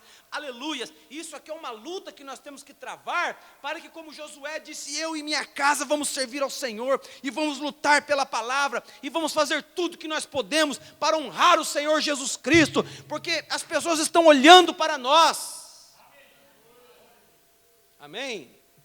Então, é por isso que nós lutamos, esse é o objetivo que nós lutamos. E Por último, pela nossa salvação, mas nós já cremos que somos salvos. Você crê que é salvo? Eu não luto para ser salvo. Eu creio que eu sou salvo. Você crê que você é salvo?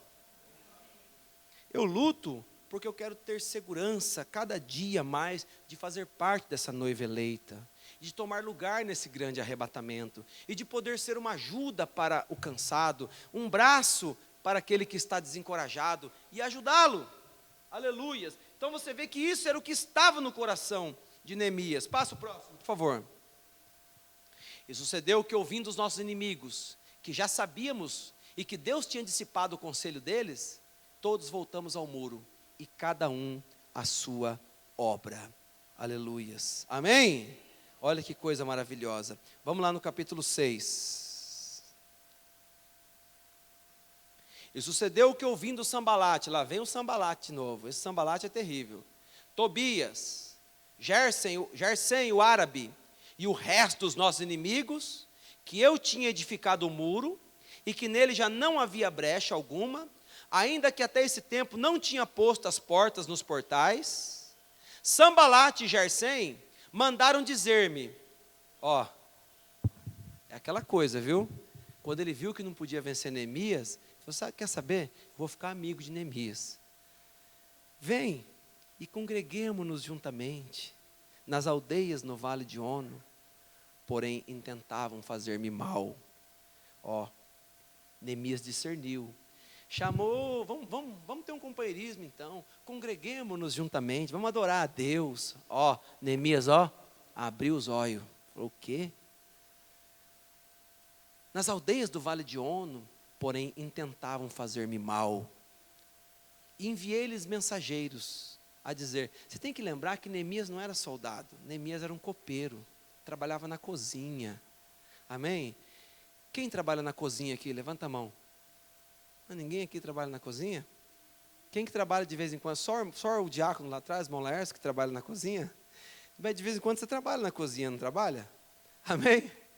Era um copeiro, trabalhava na cozinha, mas olha a força, a coragem desse homem, pela uma causa nobre, irmãos, e Deus ajuda aquele que se esforça e tem coragem e ama ver a palavra de Deus ganhando, tomando espaço e tendo vitória.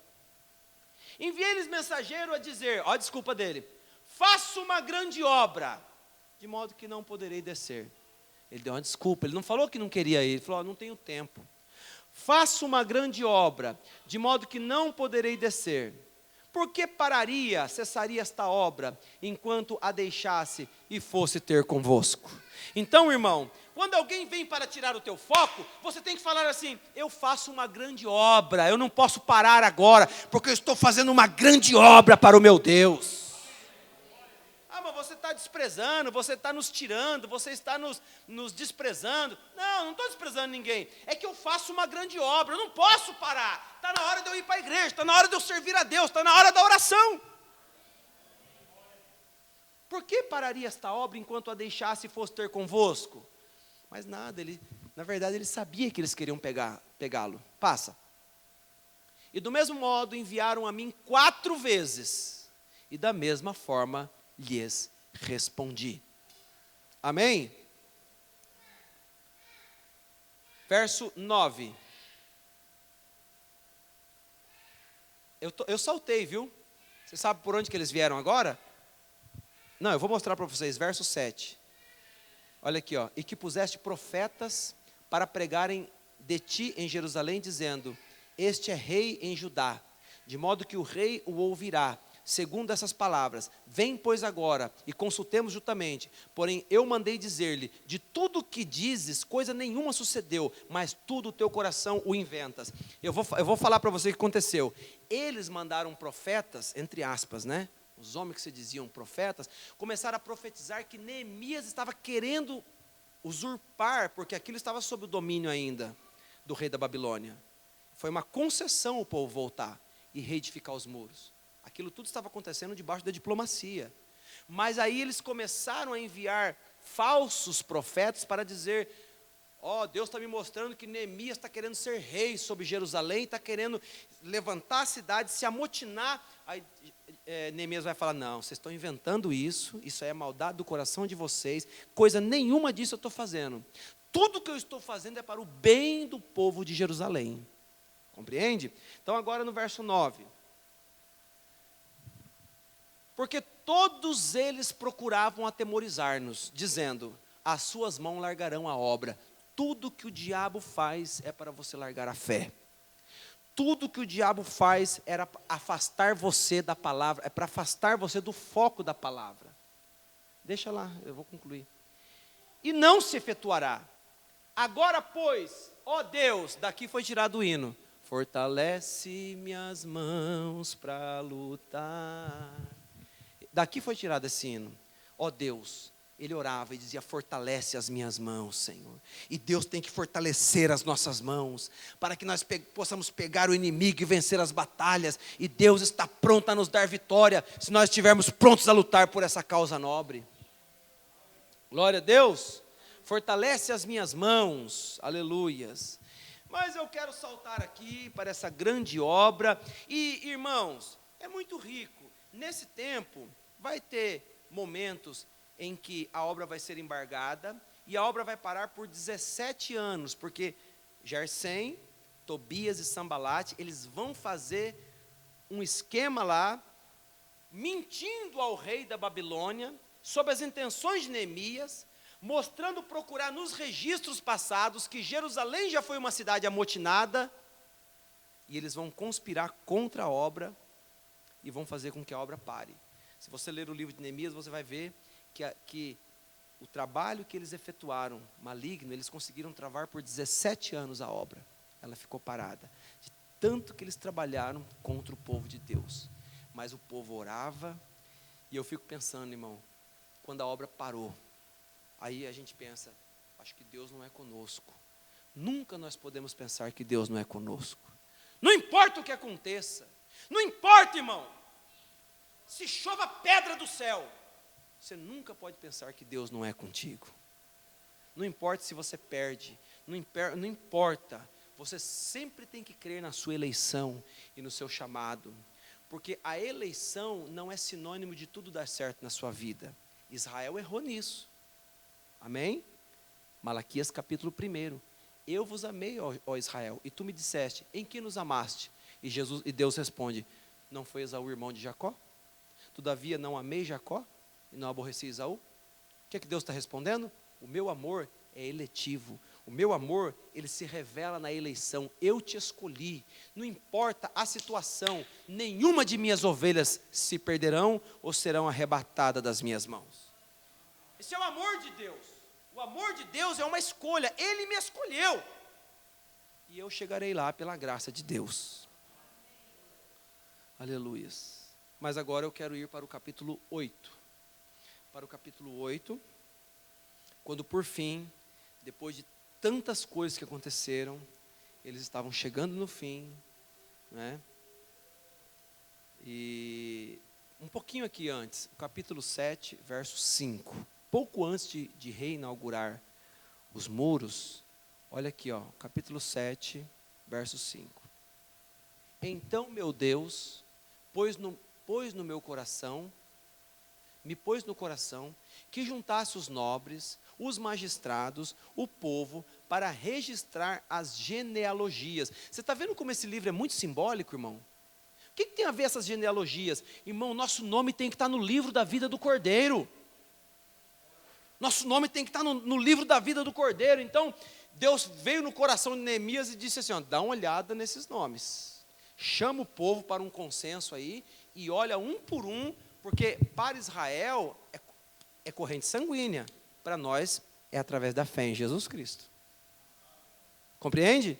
Para eles não, para eles tem que ter ascendência realmente. Não pode chegar lá e falar, oh, eu sou israelita e tenho parte na herança. Espera aí, vamos ver se seu nome está no livro. É como a pessoa falar, eu faço parte da noiva, eu vou subir no arrebatamento. Vamos ver se seu nome está no livro, vamos ver se você crê em toda a palavra. Glória a Deus, amém? Porque o anjo forte desceu com o livro aberto e falou, coma o livro, ele é amargo na boca, ele é doce na boca, amargo no ventre, amém? Estamos comendo o livro hoje à noite, não estamos? Aleluias. Então vamos dar uma olhada aí, pessoal. Vamos fazer uma fila aqui e vamos registrar as genealogias. As genealogias já foram conferidas e os nomes no livro da vida. Mais ou menos assim. Amém? Olha lá. Dos que subiram primeiro. E nele estava escrito o seguinte. Passa.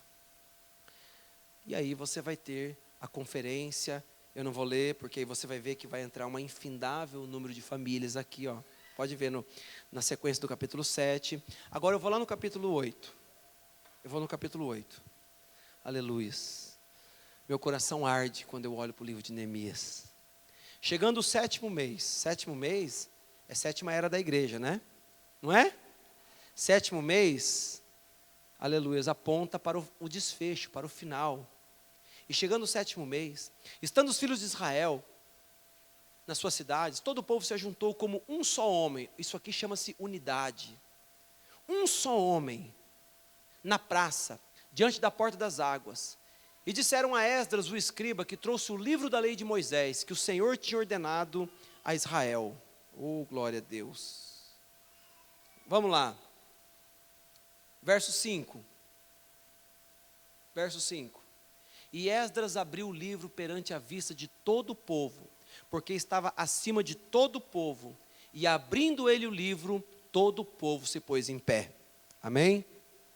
Lembra que eu falei no começo do culto sobre a reverência para com a palavra? Ele estava abrindo o quê? A Torá, a palavra. Era a Bíblia do Antigo Testamento, os escritos de Moisés. E abrindo o livro, todo o povo ficou de pé. Aleluias. E responderam amém. Levantando as suas mãos, inclinaram suas cabeças e adoraram ao Senhor com o rosto em terra. Aleluias. Amém? Verso 8. E leram no livro, na lei de Deus, declarando e explicando o sentido. Ó, irmão, o sentido é diferente de decorar. Decorar é quando você lê, você decora uma frase. O sentido é quando você não precisa decorar, você compreende o que aquilo significa. Amém? Explicando o sentido. Faziam que, lendo, se entendesse. Então você tem que compreender a palavra de Deus. A fé vem pelo ouvir, e o ouvir da palavra. Glória a Deus. Amém? Passa, por favor. E Neemias era o governador, e o sacerdote Esdras, o escriba, e os levitas que ensinavam ao povo, disseram a todo o povo: este dia é consagrado ao Senhor vosso Deus. Então não vos lamenteis, nem choreis. Sabe por que ele disse isso? Porque isso aqui estava acontecendo dentro de uma respectiva festa, que não era uma festa de pranto e de quebrantamento, mas o povo não aguentava, o coração ardia, e o povo começou a chorar, e não podia chorar naquela festa, era um dia festivo de alegria. Então, veja, não choreis. E todo o povo chorava, ouvindo as palavras da lei. Isso é um povo que amava a palavra, e quando a palavra foi lida, quanto tempo, irmão, aquela palavra não era lida? Quando Esdras, o escriba, subiu e começou a ler a palavra, o povo começou a chorar de alegria, ouvindo a lei do Senhor. Irmão, um verdadeiro eleito, ele ama a palavra de Deus, ele se emociona com a palavra de Deus, ele se encoraja com a palavra de Deus. Aleluia! Há um sentimento, há um amor, há uma paixão pela palavra. Oh, irmão, você vê tanta gente apaixonado pelas coisas do mundo, apaixonado por clubes de futebol. Sejamos apaixonados pela palavra de Deus. O povo chorava, você está no verso 9, vamos ver o verso 10. Disse-lhes mais: ide, comei as gorduras e bebei as doçuras, enviar porções aos que não têm nada preparado para si, porque esse dia é consagrado ao nosso Senhor. Portanto, não vos entristeçais, porque a alegria do Senhor é a vossa força. Aleluias. E os levitas fizeram calar todo o povo, dizendo: calai-vos, porque esse dia é santo, não vos entristeçais. Então o povo foi-se a comer e a beber, e a enviar porções, e fazer grande regozijo, porque entenderam a palavra que eles fizeram saber. Isso aqui é um entendimento da palavra. O entendimento da palavra produz uma emoção, produz uma alegria, produz um quebrantamento. Glória a Deus, quando você realmente entende a palavra, entende seu chamado, entende o que Deus quer na sua vida, então aquilo muda o seu ânimo, aquilo te encoraja, aquilo te alegra, aquilo faz a sua vida ser diferente. Oh, glória a Deus. E no dia seguinte, ajuntaram-se os chefes dos pais do povo, e os sacerdotes e os levitas, a Esdras o escriba, e isto para atentarem nas palavras da lei. E acharam escrito na lei que o Senhor ordenara pelo ministério de Moisés, que os filhos de Israel habitassem em cabanas. A reinauguração do templo bateu em cima das 7 festas profecias, ela encaixou com a última festa, tabernáculos. A festa dos tabernáculos, por 7 dias, Israel saía das suas casas e habitavam em cabanas. Vocês sabiam disso? Quantos sabiam disso? E o que significa a festa das cabanas? Troca de habitação. E o que significa isso para nós? Transformação dos nossos corpos. A festa das cabanas é o arrebatamento, para quem não sabe. Antes da festa das cabanas vem a expiação. Expiação é tirar o pecado. Expiação é o ano do jubileu, onde todos nós somos perdoados. Então a próxima festa é cabanas, uma festa de alegria, porque a festa do choro é expiação, a festa das cabanas é uma festa festiva, come doce, come salgado, se alegra, é uma festa que não pode chorar, é uma festa de alegria. Irmão, se nós passamos pela expiação, e a expiação é Apocalipse capítulo 10, o livro aberto, então nós estamos entrando numa festa de alegria, e alegria é a transformação. Por isso os levitas diziam ao povo: para de chorar, gente, para de chorar, vocês têm que se alegrar, porque estamos na festa das cabanas, é transformação dos corpos, aleluias. O choro ficou na festa da expiação, agora é uma festa de alegria, é uma festa de regozijo. E por que, pastor? O que nós temos para nos alegrar? Temos para nos alegrar porque nós venceremos as dores, a velhice, o cansaço, as enfermidades. Não teremos mais medo nenhum de doenças e aflições. Tudo isso nós vamos vencer, porque entraremos na festa dos tabernáculos, mudança de habitação. Quando deixaremos esse velho corpo cansado e entraremos num corpo redimido, num corpo transformado, aleluias, que Deus tem preparado para nós, para aqueles que creem. Então, irmão, é tempo de alegria. Por isso que a Bíblia diz que quando esse livro desceu e cantaram um novo cântico, você não vê mais João chorando. Ele chorava assim quando o livro estava fechado, mas agora era um júbilo que se ouviu do céu lá na terra, de tanto que o povo se alegrou. Redimido, redimido, estamos redimidos, aleluia. Oh, louvado seja o Senhor. Nós estamos no verso 14, e acharam escrito na lei que o Senhor ordenara a Moisés que o povo habitasse em cabanas, na solenidade da festa, no 7º mês. Passa o próximo versículo, eu estou encerrando. Assim publicaram e fizeram passar o pregão em todas as suas cidades e em Jerusalém, dizendo: saí ao monte e trazei ramos de oliveiras, e ramos de oliveiras bravas, e ramos de murtas, ramos de palmeiras, ramos de árvores espessas, para fazer cabanas. Você pode imaginar, que dia glorioso, o povo fazendo cabanas, e entrando debaixo, e se alegrando, e comendo as doces porções. Oh, que coisa boa, amém? Olha lá, verso 17. E toda a congregação dos que voltaram do cativeiro fizeram cabanas e habitaram nas cabanas, porque nunca fizeram assim os filhos de Israel, desde os dias de Josué, filho de Num, na verdade é Josué, até aquele dia, e houve muito grande alegria. Oh, irmãos, alegria é nós vencermos a morte, e vencermos esse corpo de corrupção, e entrarmos na nossa Jerusalém celestial. Amém? Nós vamos vencer. Tudo que o inimigo tem tentado jogar em nós, nós vamos vencer. E nós vamos comer as doces porções, porque entraremos na nossa festa das cabanas. Você entendeu nessa noite essas coisas? Compreendeu? Que coisa maravilhosa. E do jeito que Deus fez com eles, Deus faz conosco também. Nós temos motivo, vamos ficar de pé?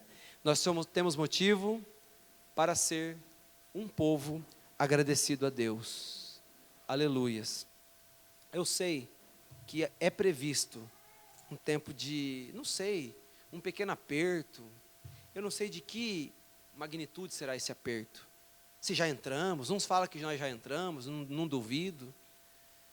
Não sei, mas aperto nenhum será maior do que a glória que em nós há de ser revelada. Não precisamos ter medo, mesmo que fechem o nosso templo, mas não tirarão Cristo do nosso coração. Não tirarão a nossa convicção da nossa alma. Mesmo que nos impeça de pregar, mesmo que as coisas tomem um rumo inesperado, não sei, mesmo que confisque a igreja, leve nossas cadeiras, nossos instrumentos, ainda assim, ninguém tirará esse grande rapto do nosso coração. Eu não quero atemorizar ninguém, mas o profeta fala de um pequeno aperto, onde nós poderíamos ter coisas desapropriadas, coisas que eram nossas, por causa da nossa fé. Apocalipse 13 fala sobre a pessoa ter dinheiro e não conseguir comprar, ter produto e não conseguir vender, porque não aderiu ao sistema mundial de igrejas. Eu não sei, você pergunta a mim, como que vai ser essas coisas, pastor? Cada um faz uma suposição, mas ninguém sabe ao certo até entrar nisso. A verdade é essa. Então eu não fico fazendo assim muita, falando, eu acho que vai ser assim. Olha, irmão, eu quero estar preparado.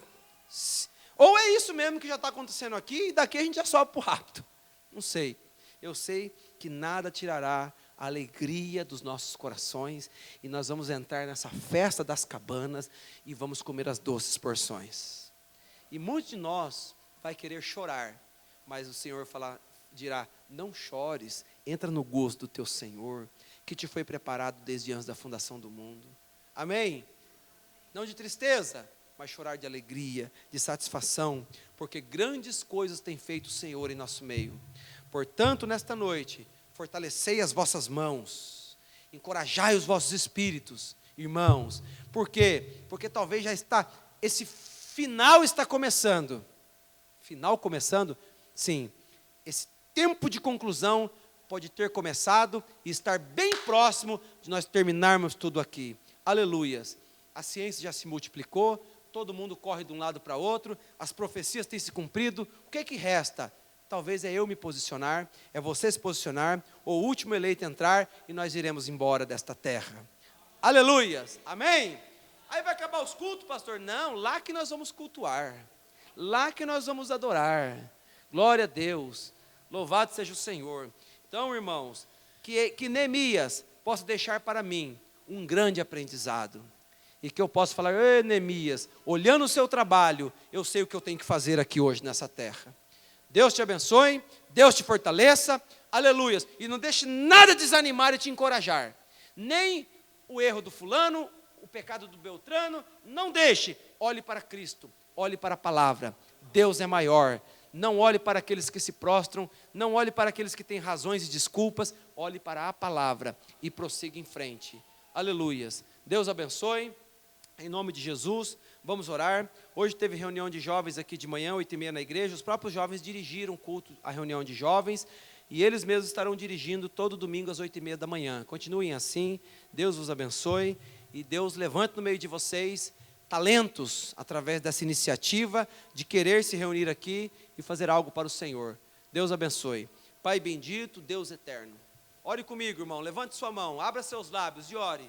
Ó Deus, Pai eterno, vimos aqui as 70 semanas hoje, Senhor de Daniel, explicada, Pai, de uma forma como que resumida, mas nós podemos compreender essas coisas profundas da palavra, que Daniel não entendeu no seu dia, mas nós estamos entendendo no dia de hoje, Pai. Essas coisas estão se tornando claras para nós, não foi permitido para Daniel compreender, mas para o povo do tempo do fim, essas coisas têm sido abertas, meu Deus, tudo isso tem sido aberto, e nós vemos Neemias na terra de novo, através do Espírito Santo, através de um profeta, trabalhando para levantar novamente os muros, para reedificar o templo de Jerusalém, e isso tem que ser feito com uma direção divina, e pode vir Tobias, Sambalate, Gersem, todos esses amonitas, essas pessoas contra esses espíritos perambulando, mas o Senhor nos dará vitória. Mesmo que eles embarguem a nossa obra, como embargaram por 17 anos, fecharam a casa de Deus, mas o profeta Ageu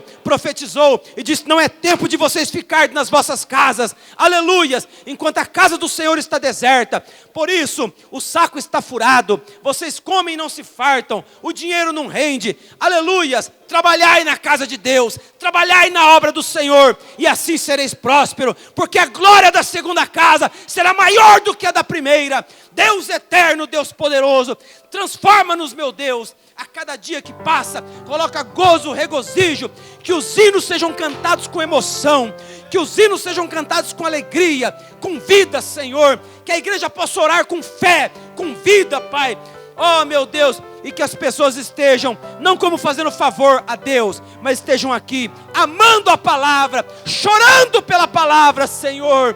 Oh, meu Deus, e as pessoas se reúnam num só coração, Pai, como um só homem, Pai querido, ouvindo a palavra. Quando Esdras abriu o livro e começou a ler, a Bíblia diz que começou de manhã e foi até o meio-dia, e toda a congregação ali, ouvindo a palavra e chorando e se alegrando, Pai.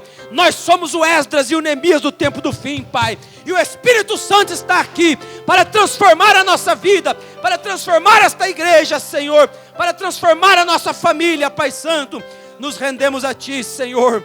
Ó Espírito Santo de Deus, ó Espírito Santo que usou o profeta Esdras, o escriba, que usou Neemias, usa-nos também, usa esses jovens, Senhor, usa essas moças, usa essas irmãs, usa esses irmãos, usa os evangelistas, usa os pregadores, Pai, porque estamos na hora 10ª, Senhor. O tempo está encerrando, a porta está fechando, o sol está se pondo, Pai. Estamos na luz do entardecer. Desperta a nossa igreja, desperta os nossos corações para a oração, para o jejum, para a leitura da palavra, meu Deus, e para viver esse evangelho, Deus querido. Oh, Senhor, Tobias não vai nos vencer, Gersem não vai nos desanimar, Sambalate não vai fazer nós perdermos o foco. Quanto mais eles fizerem pressão, mais nós olharemos para a palavra e colocaremos espada na mão das nossas famílias, que é a leitura da mensagem, que é a leitura da Bíblia Sagrada. Espada na mão de toda a família, todos da família com uma espada na mão, é uma Bíblia na mão, é uma mensagem na mão, conhecendo os mistérios, conhecendo as promessas. Oh, meu Deus, e se revestindo das promessas do Senhor. Deus Santo, Pai Eterno, entregamos a Ti as nossas vidas, entregamos a Ti as nossas famílias, Senhor, entregamos ao Senhor, Pai, e Te agradecemos, em nome de Jesus Cristo. Abençoa a igreja, Senhor, guarda Teu povo de toda enfermidade, guarda Teu povo dessa doença, Senhor, esse mal, esse vírus maligno que está aí, colocando pânico na sociedade, mas guarda a Tua herança, Senhor. Eu oro por esta igreja, Senhor, eu rogo, Pai, a Tua bênção sobre os dizimistas e ofertantes, eu rogo a Tua bênção sobre cada alma e coração sincero aqui nesta noite, que ama a Tua palavra, Senhor, que vibra com a Tua palavra, que crê, Senhor, não na palavra por partes, mas na palavra inteira, Senhor, em nome de Jesus